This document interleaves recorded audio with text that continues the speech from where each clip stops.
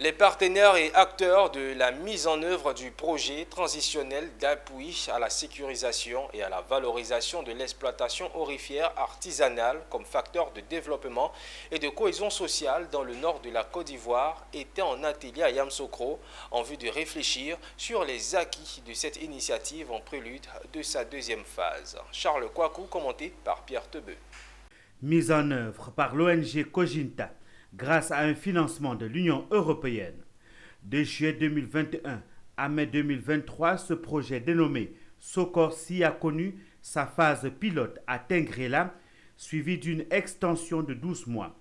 Il se prépare actuellement à une nouvelle phase de 36 mois à compter de juillet 2024.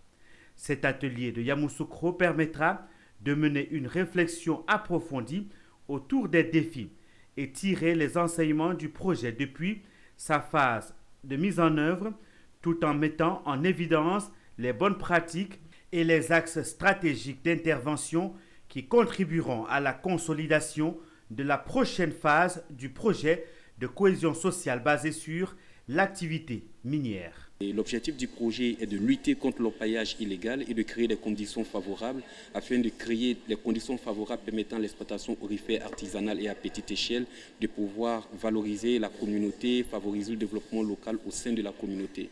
Nous avons fait une première phase pilote dans la zone de Tengrela, précisément à Papara, où il y a un centre de formation également qui a été construit.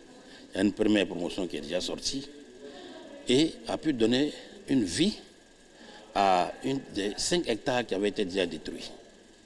Après les travaux, des pistes de réflexion axées sur des échanges ont permis d'identifier et définir les prochains axes d'efforts de manière cohérente et structurante au profit des bénéficiaires et de la stratégie nationale de l'État ivoirien dans le domaine de l'exploitation minière artisanale et à petite échelle qui constitue un important levier de développement socio-économique du pays.